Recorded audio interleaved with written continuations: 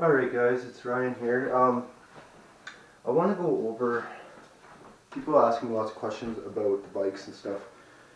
So these are just my opinions, my thoughts, and why I chose RIZE bikes and the Blade model again.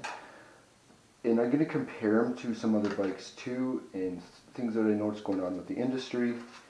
And we'll try and go, I'll try not to be too long, but hopefully this can help you guys out. So this is the RIZE Blade bike here. This would be, I think, 2020 model. Like the frames are pretty much identical. I have other videos that will show you the difference. But like that's back rack and stuff you get. I want you to notice how level the bike is here, the angles.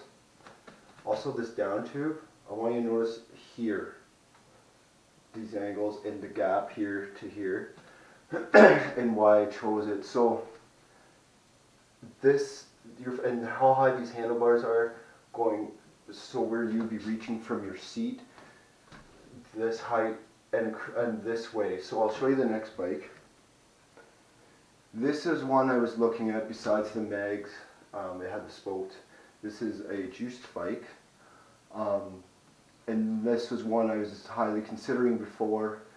And a big reason I didn't buy this is look at the difference with the frame, how it goes straight down, and this is so close.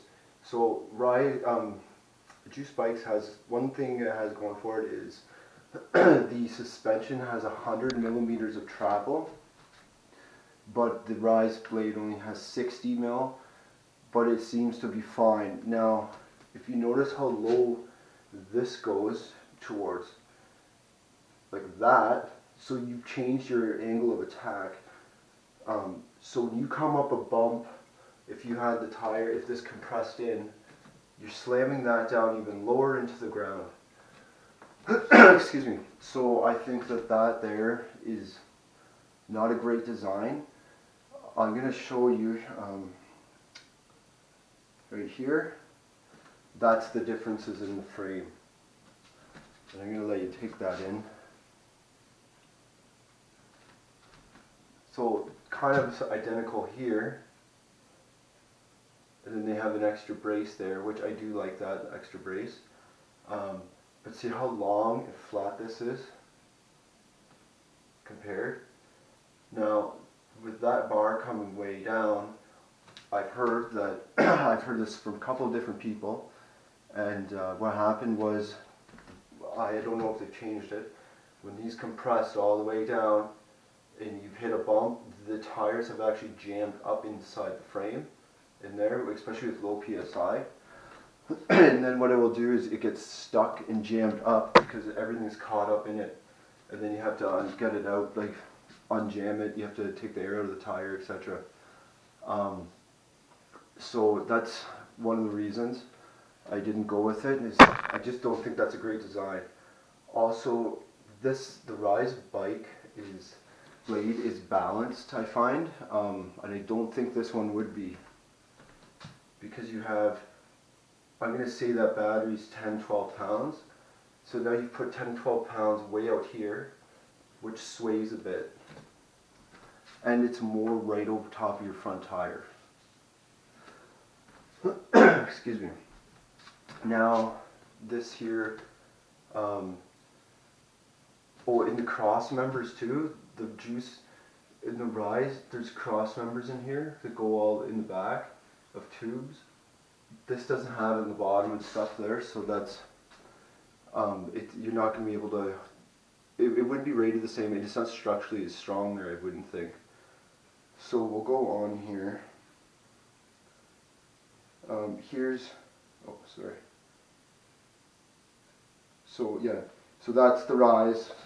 Again, you can see, and then the difference. Also, the seat is extremely thin on this one too. But can you notice the difference with the handlebars? Just that height here, and how high this comes up, how and the bike stays level. And that's not with those shocks compress. When you change it, when the shocks compress, that's more. So just think, that's your pivot point when these compress. So that's bikes coming down, that's going down into the ground. They've literally mounted the crank, or well, the bracket they call it, on top of the frame, which is odd because they wouldn't have made you wouldn't even have been able to pedal it before. This bike is a Super 73. Do I have to even say anything? Like, it might be cool to drive around. It can't be comfortable. I don't know. It's not for me. Aerial Rider Class D, I looked at. I almost bought one. The odd handlebar setup. I know it's adjustable. I kind of do like that design seat. I wish RIZE would maybe come up with something like that. Kind of a 2-up, because when you take someone on, it'd be nice to have them maybe a bit higher than you. It does throw your balance out a bit. I like this frame. It's kind of simple, nice, and it looks very nicely structurally built. Nothing weird with it. Nice rims and whatnot. It's dual drive, but then that battery gets sucked up. You can buy an extra battery and do a dual battery, but again, that's more weight. So those are some of the reasons I didn't get it. There's another one just so you have an idea. So the seat is kind of neat how it has that up in it, the 2-up part. I don't know how that would be then though for you, as in just you pedaling. So here's another bike I kind of checked out. This is newer. This is by Aerial Rider as well. Aerial Rider seems to be kind of, I guess, maybe ahead of the curve, as in coming out with unique designs. This looks neat and all. It's not cheap. I think it's around 30, I forget how much it was. It's up there in American price, and to get it in Canada it'd be quite expensive. But yeah, you got your dual front and rear wheel drive, so 2-wheel drive. You can pick what you want, but that's 2 batteries. There's a lot of weight there, and I think that thing's getting close to 100 pounds, and I don't think so that wouldn't be street legal technically. It is neat. The back suspension I find kind of corny, and I'm going to get into that in a bit here. The handlebars look really odd too. I find that a weird configuration at that height. Like, it's like you're way up in the air. But other than that, it's hard to tell from the pictures that riding position, and I think you can get a seat there. But again, if you want to use this bicycle too, you're going to be fighting 2 motors to turn, because there's still that weight there, and I think they're around 10 pounds a motor or something like that. So something to consider. Big hype right now is the Aerial Rider Class. I think it's X Class, sorry. I guess that's more the street edition that does tires, but to me, I would stay away from this, and I don't know what RIZE and all the other companies are coming next. I'm noticing a theme. All the bikes are kind of the same, just with different tweaks and components. But to me, if you want a bicycle, this isn't it. That's a side view of it. And these are my opinions, and this is nothing against Aerial Rider. I just can't fathom someone sitting back here, because you can get the extended seat, which you got to pay for.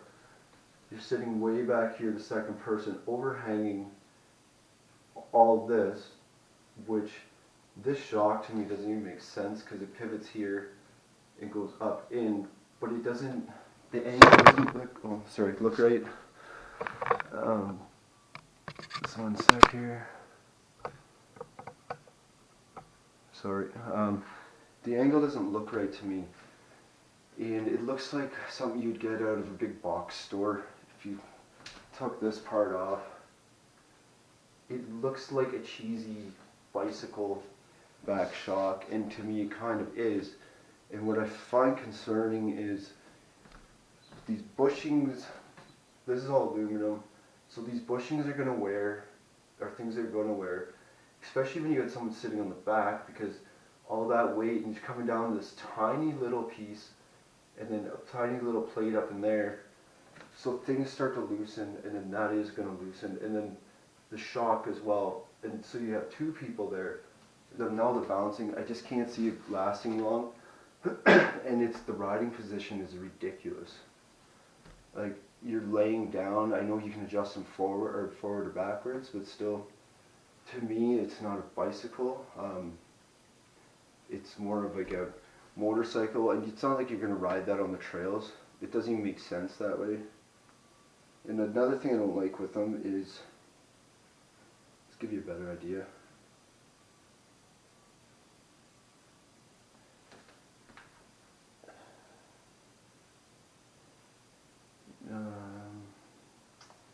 Sorry, trying to, by the time the TV catches up.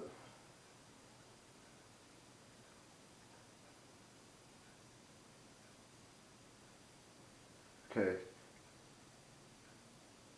So when I zoom into that fork, what is it doing that? Or not the fork, so the back suspension. Can you guys see what I mean, how cheesy this stuff looks? So you just got a little spring coil thing in here. That's just a plastic sleeve. The metal comes up. This looks like it's on an angle off this plate, and it just randomly goes up underneath the seat to which what I'm assuming is the plate that goes across here for this frame support, and then your seat bolts into, or these are sitting just on the edges of the tube. It just looks so cheesy. The angles do not look right, and it's gonna. So, to me, I'd stay away from it. I guarantee, mark my words, down the road that this here, there's going to be issues with these getting wore, all of this stuff, and cracks, dents, fractures and breaks within the tubes or where it's attached. Plus, the bushings, you'll have people, they'll be seizing up. I just would stay away from it. And it also, when you, like, a person would just be bouncing around on the back. So it just doesn't make sense. And why, like, see, you can just see how flat this is, which you can see the extreme that some of these frames are from bike to bike. And you don't want to be leant forward. If you're leaning really far forward, like you would on some of these, I'm sorry here. Well, I'll say that. All your weight's going on your shoulders, on your chest, on your arms, like on your wrists, and then you're putting more weight forward.